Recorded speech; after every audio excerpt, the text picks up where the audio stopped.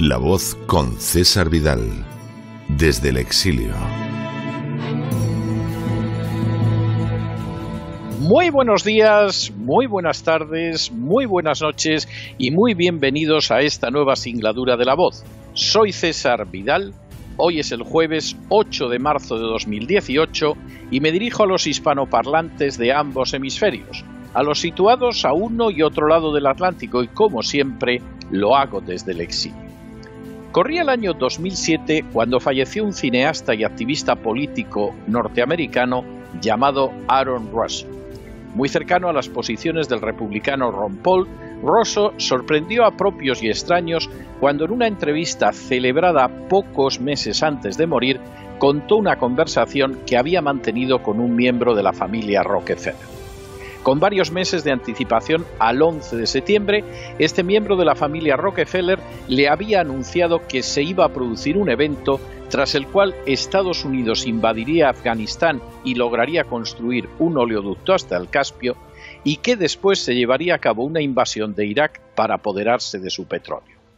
Riéndose, Rockefeller le comentó también que iba a existir una guerra contra el terror, pero que se trataba de un absoluto fraude encaminado a controlar a la población de los Estados Unidos. En un momento determinado de aquella reveladora conversación, Rockefeller preguntó a Russell: «Aaron, ¿de qué crees que va la liberación femenina?». Russell respondió que las mujeres tienen el mismo derecho a trabajar, a obtener un pago igual al hombre y a conseguir el derecho al voto. Y en ese momento Rockefeller le dijo: «Eres un idiota». Cuando Russell preguntó a Rockefeller por qué era un idiota, este le respondió: «Déjame que te cuente de qué va todo. Nosotros, los Rockefeller, lo financiamos todo. Nosotros financiamos la liberación femenina». ¿Y quiénes aparecieron en los periódicos, en los medios? La Fundación Rockefeller. ¿Y quieres saber por qué? Hay dos razones principales. Una es que hasta entonces no podíamos hacer que la mitad de la población pagara impuestos. Y la segunda es que ahora tenemos a los niños en la escuela a una edad temprana. Podemos adoctrinarlos sobre cómo pensar, lo que por cierto acabará destruyendo a la familia. Los niños buscan al Estado como a su familia, a la escuela, a los funcionarios como a su familia, y no a los padres que los enseñan. Russell concluía su relato diciendo que hasta entonces había visto el movimiento feminista como algo noble, pero que cuando vio las intenciones que había detrás, de dónde había salido y quiénes lo habían creado, se encontró con la maldad que había detrás de todo aquello, que él había considerado durante un tiempo una aventura noble.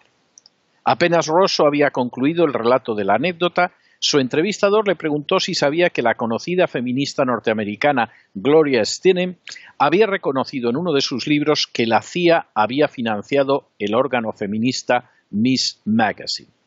Russell reconoció que no conocía ese dato, y entonces su entrevistador le comentó que las razones para la financiación de la CIA habían sido el poder cobrar impuestos a las mujeres y el destruir la familia. Remachando su argumento, el presentador le decía a Russell: «Fíjate en lo que ha sucedido en las familias negras.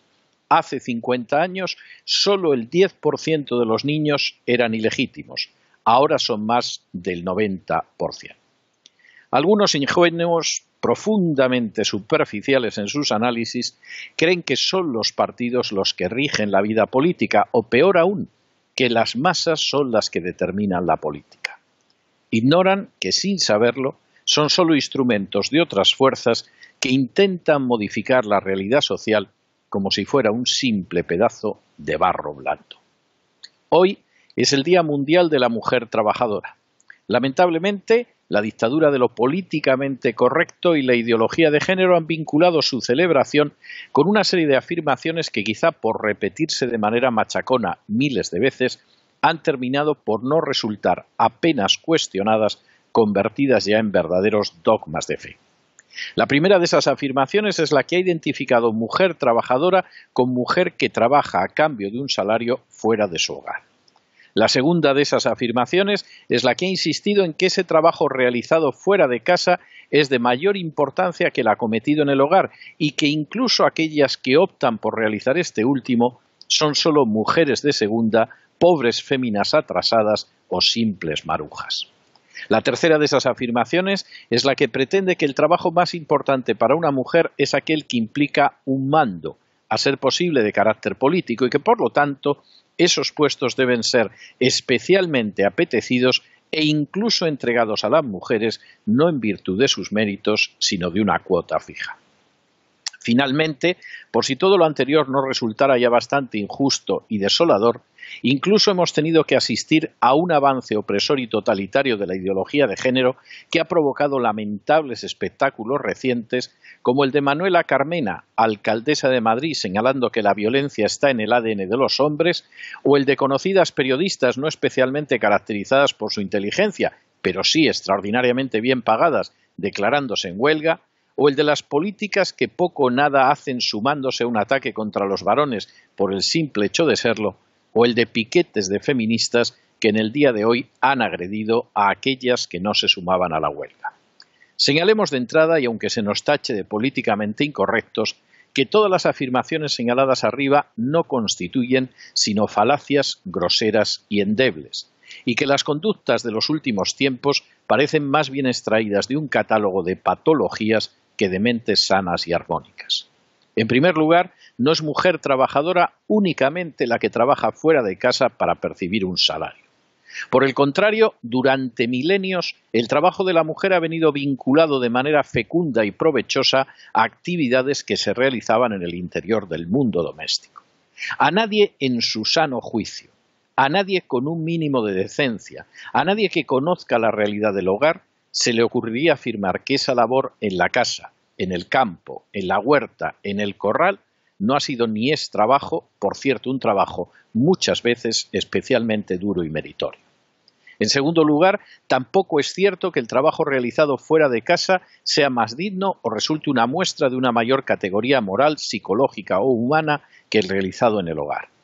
Pretender que una doctora, que una jueza, que una dependienta, que una periodista desempeñan un trabajo más digno, más honroso o más útil que una ama de casa no solo es una deplorable manifestación de clasismo social, sino que además constituye una escandalosa mentira.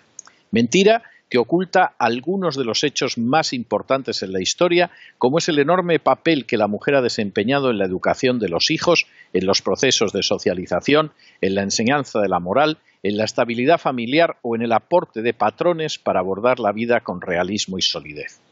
Hoy en día no todas las mujeres son arquitectos, pero durante siglos millones de ellas construyeron las sociedades del hogar. Hoy en día no todas las mujeres son asistentes sociales o enfermeras, pero durante siglos millones de ellas atendieron de manera incomparable a niños, ancianos y enfermos.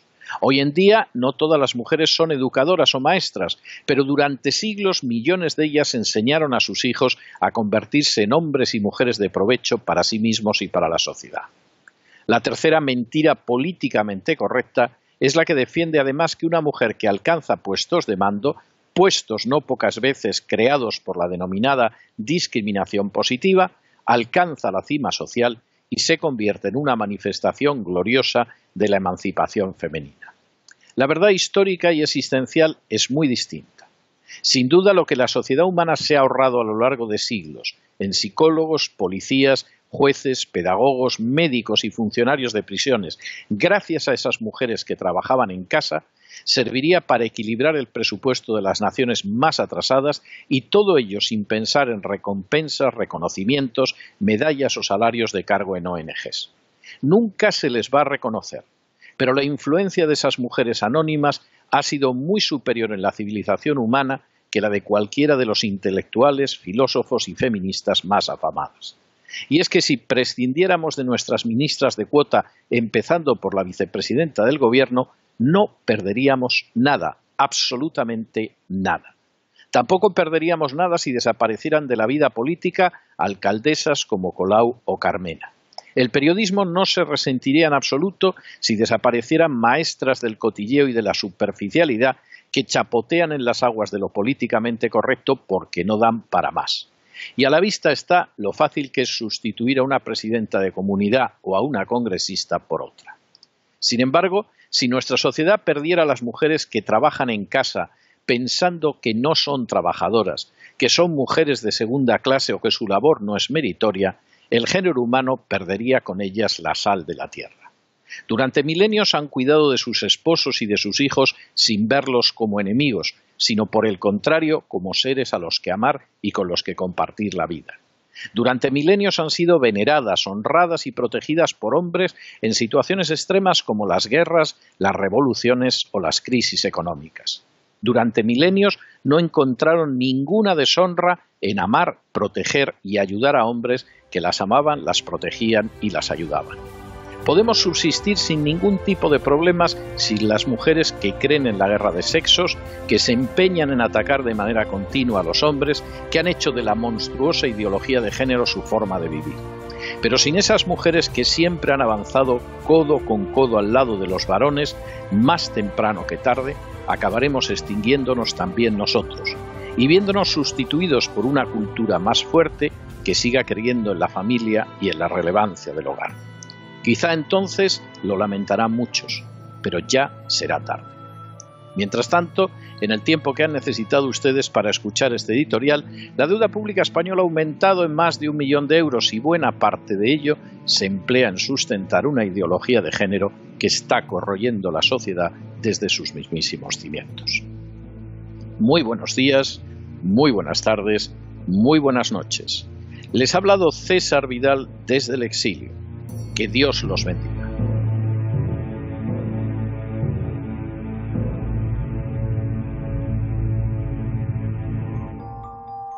Esta sección está patrocinada por crowdfunding con el siguiente mensaje. Nuestro Señor Jesucristo, el único Dios verdadero, es misericordioso y nuestro Salvador.